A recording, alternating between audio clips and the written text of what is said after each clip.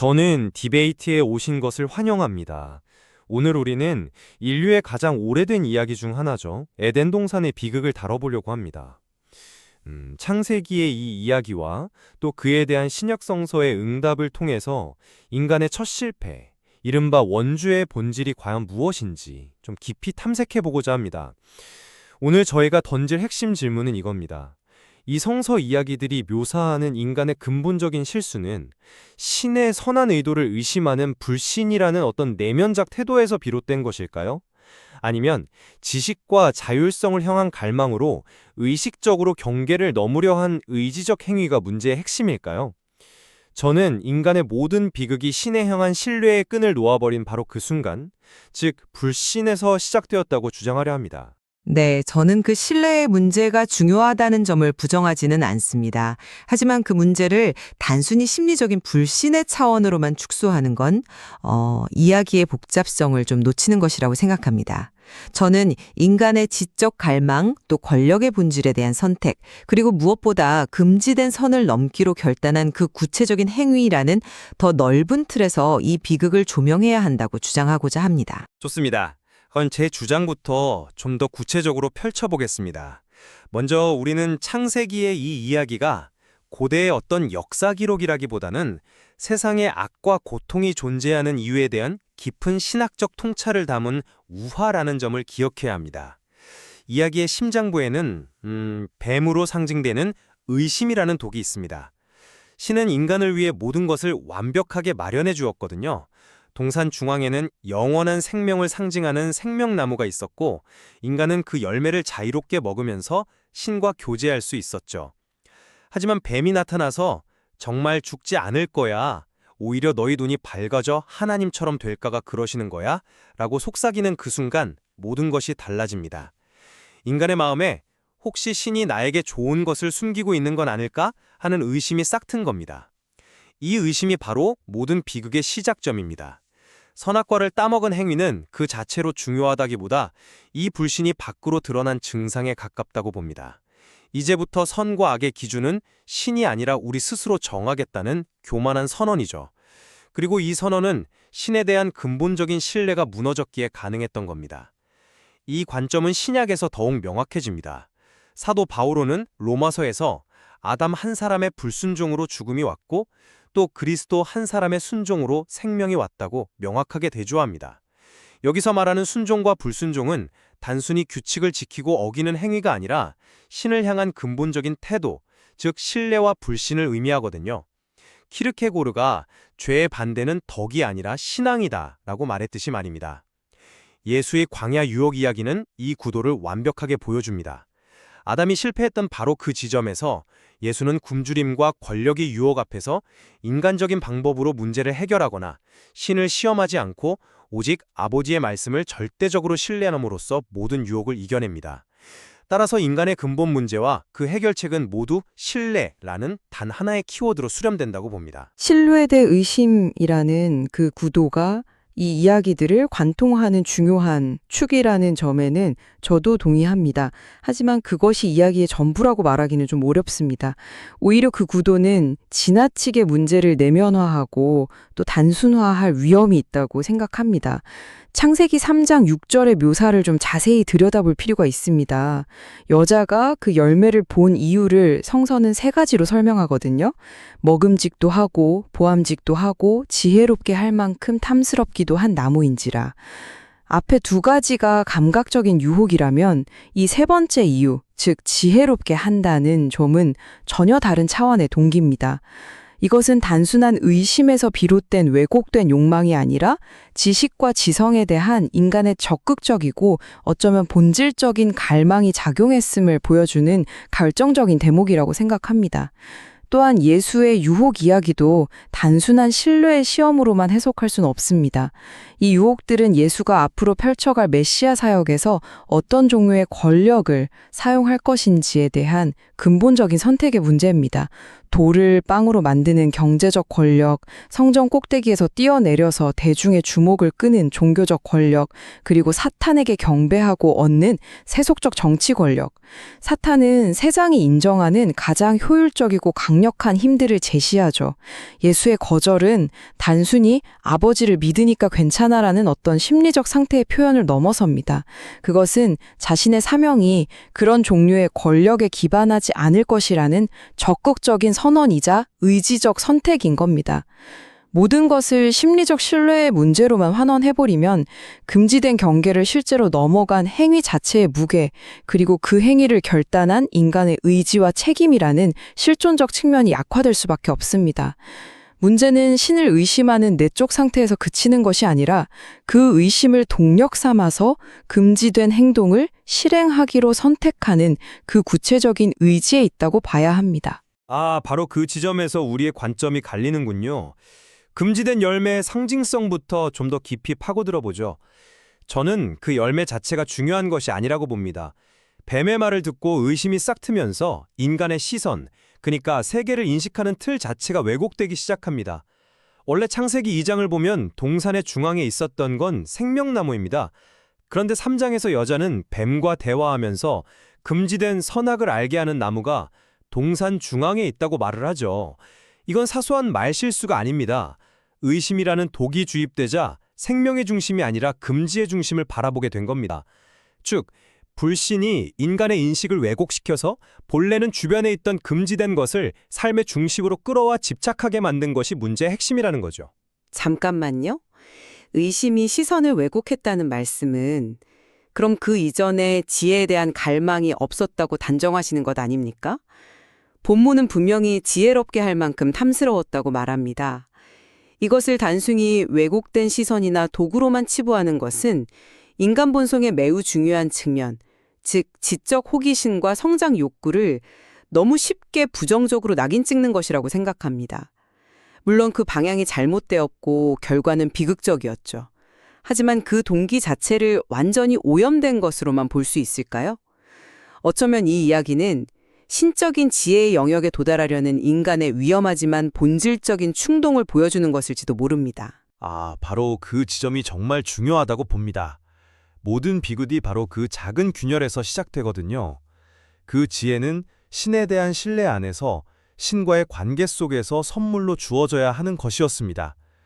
인간이 스스로의 힘으로 신을 배제하고 그것을 쟁취하려는 순간, 그건 더 이상 지혜가 아니라 파멸로 이끄는 교만이 됩니다. 아담은 왕으로 창조되었지만 그 왕권은 신의 대리자로서 선물로 받아 누려야 하는 것이지 스스로 찬탈할 수 있는 것이 아니었습니다. 신뢰를 버리고 스스로 왕이 되려 하자 그는 모든 것을 잃고 벌거벗은 존재로 전락하고 말았죠. 결국 지혜를 추구하는 방식의 문제입니다. 관계 안에서 얻느냐, 관계를 깨고 쟁취하느냐. 네, 그 관계의 문제가 결국 아담과 그리스도의 대조에서 극명하게 드러나는 것 같습니다. 말씀하신 것처럼 사도 바울로는 한 사람의 불순종과 다른 한 사람의 순종을 대비시키는데 바로 이 순종의 본질을 어떻게 이해하느냐가 핵심이겠군요. 그렇습니다. 바오로가 말하는 순종과 불순종은 단순히 어떤 규칙을 지켰느냐 어겼느냐 하는 법적인 차원의 행위를 의미하지 않습니다. 그것은 신뢰와 불신이라는 훨씬 더 근본적인 내적 태도, 존재의 방향성을 가리킵니다. 아담의 불순종은 단순히 열매 하나를 먹은 행위가 아니라 신의 선하심과 지혜를 믿지 못하고 자신의 판단을 더 신뢰한 믿음 없음의 행위였습니다. 반면에 그리스도의 순종은 십자가에 이르기까지 아버지의 뜻을 절대적으로 신뢰한 믿음의 절정이었죠. 바로 이 내적인 태도의 차이가 죽음과 생명이라는 정반대의 결과를 낳은 것입니다. 그 주장이 상당히 설득력 있는 건 사실입니다. 하지만 저는 다른 측면을 보고 싶습니다. 그리스도의 순종이 그저 막연하고 추상적인 믿음의 상태가 아니었다는 점입니다. 그는 유혹의 순간마다 기록되었으되라고 응수합니다. 이것은 감정이나 심리 상태에 의존한 것이 아니라 구체적인 신의 말씀이라는 객관적 기준의 근거에서 행동하기를 의지적으로 선택했음을 보여주는 대목이죠. 아담의 불순종 역시 마찬가지입니다. 먹지 말라는 명확하고 구체적인 명령을 어기는 행위를 선택한 겁니다. 저는 내적인 태도와 그 태도를 실현하는 구체적인 의지적 행위를 분리할 수 없다고 봅니다. 오히려 그 둘은 동전의 양면과 같습니다. 신뢰는 순종이라는 행위로, 불신은 불순종이라는 행위로 구체화되는 것 아니겠습니까? 물론 행위가 중요하죠. 하지만 그 행위가 어디서 비롯되었는가를 묻는 겁니다. 나무는 그 열매로 알 수 있다고 하지 않습니까? 불순종이라는 열매는 불신이라는 뿌리에서 자라난 것입니다. 뿌리를 다루지 않고 열매만 탓할 수는 없죠. 그리고 그 뿌리가 가장 격렬하게 시험받았던 현장이 바로 예수가 마주한 광야의 유혹이라고 생각합니다. 그 말씀에 동의하면서도 저는 그 유혹의 내용을 좀 더 깊이 들여다보고 싶습니다. 그 유혹들이 단순한 신뢰의 시험을 넘어 메시아가 이 세상에서 어떤 종류의 힘을 사용할 것인지에 대한 훨씬 더 심오한 질문을 던지고 있기 때문입니다. 흥미로운 관점이군요. 좀 더 설명해 주시죠. 세 가지 유혹은 모두 네가 만일 하느님의 아들이거든 이라는 말로 시작됩니다. 이것이 핵심이죠. 사탄은 예수가 자신의 신적인 능력을 사용하거나 혹은 신의 보호를 시험하는 방식으로 자신의 정체성을 증명하라고 부추깁니다. 이는 아담이 하나님처럼 되려고 했던 유혹과 정확히 같은 구조를 가집니다. 스스로의 힘으로 자신의 가치와 정체성을 입증하려는 교만의 유혹이죠. 하지만 예수는 그렇게 하지 않았습니다. 그는 빵이든 천사의 보호든 세상의 권력이든 모든 좋은 것은 아버지가 당신의 때에 당신의 방식으로 주실 것임을 굳게 신뢰했기 때문에 그 모든 유혹을 거부할 수 있었습니다. 세상의 방식을 따르지 않고 오직 신의 방식만을 따르겠다는 결단, 그 근원에는 신의 계획이 가장 선하다는 절대적인 믿음이 자리하고 있는 겁니다. 말씀하신 대로 예수의 거절이 세속적 권력 논리를 따르지 않겠다는 선언인 것은 맞습니다. 하지만 저는 그 선언의 내용이 무엇인지에 더 주목하고 싶습니다. 사탄이 제안하는 것은 매우 효율적이고 즉각적인 힘입니다. 기적을 통해 굶주린 대중의 배를 채워주는 경제적 힘, 성전에서 뛰어내리는 극적인 쇼를 통해 대중을 사로잡는 종교적 카리스마, 자신에게 굴복함으로써 손쉽게 얻는 정치적 힘. 이 모든 것은 세상이 권력을 획득하고 행사하는 방식 그 자체입니다. 예수의 거절은 단순한 신뢰의 문제를 넘어 자신의 메시아적 사명이 그런 세속적인 권력의 논리를 따르지 않을 것이라는 근본적인 선언입니다. 사람은 빵만으로 살지 않는다는 그의 대답은 자신의 사명이 물질적 필요를 채워주는 것을 넘어선다는 선언이고요. 주 너의 하느님을 시험하지 마라는 대답은 스펙터클과 기적에 의존하는 값싼 신앙을 거부하는 선언이고요. 마지막으로 세상의 영광을 거부한 것은 힘으로 군림하는 왕이 되지 않겠다는 선언입니다. 이것은 의지적 선택과 사명에 대한 구체적인 청자신이지 단순히 심리적 신뢰 상태의 표현만은 아니라는 겁니다. 세상의 방식을 거부한다는 것은 눈에 보이지 않는 하나님의 방식을 전적으로 신뢰한다는 뜻이니까요. 아담은 그 믿음이 없었기에 눈에 보이는 뱀의 제안, 즉 세상의 방식을 택했고, 예수는 그 믿음이 있었기에 눈에 보이지 않는 아버지의 길을 택할 수 있었습니다. 결국 모든 것은 신뢰의 문제로 돌아옵니다. 그가 어떤 종류의 권력을 선택했는가는 그가 누구를 신뢰했는가에 따라 결정된 결과일 뿐입니다. 신뢰가 그 결단의 전제 조건이라는 점에는 동의합니다. 하지만 우리가 주목해야 할 것은 그 신뢰가 어떤 구체적인 선택으로 이어졌는가 하는 점입니다. 신뢰는 추상적인 상태로 머무르지 않고 지식과 권력과 행동에 대한 특정한 태도와 선택으로 드러나기 마련이거든요. 에덴 동산의 비극은 신을 의심한 마음의 문제이면서 동시에 금지된 경계를 넘기로 결단한 행위의 문제이고 신적인 지혜를 갈망한 욕망의 문제이기도 합니다. 이 복합적인 측면들을 모두 고려해야 이야기의 깊이를 온전히 이해할 수 있다고 생각합니다. 신뢰라는 기초만 보고 그 위에 어떤 구조의 건물이 세워졌는지를 놓쳐선 안 됩니다. 그 건물은 새로운 종류의 권력이라는 매우 구체적인 설계도를 가지고 있었습니다. 오늘의 논의를 통해 창세기부터 신약에 이르기까지 성경이 말하는 인간 실존의 핵심에는 신과의 관계 설정, 즉 신뢰의 문제가 깊이 자리 잡고 있음을 다시 한번 확인할 수 있었습니다. 아담의 비극은 신의 선하심에 대한 의심이라는 작은 균열에서 시작되었고 그 결과는 죽음과 단절이라는 파국이었습니다. 반면 그리스도는 완전한 신뢰를 통해 그 모든 유혹을 이겨내고 인류에게 새로운 생명의 가능성을 열어주었죠. 이 명확한 대조야말로 문제의 본질이 어디에 있는지를 가장 선명하게 보여준다고 생각합니다. 신뢰의 중요성에는 저 역시 전적으로 동의합니다.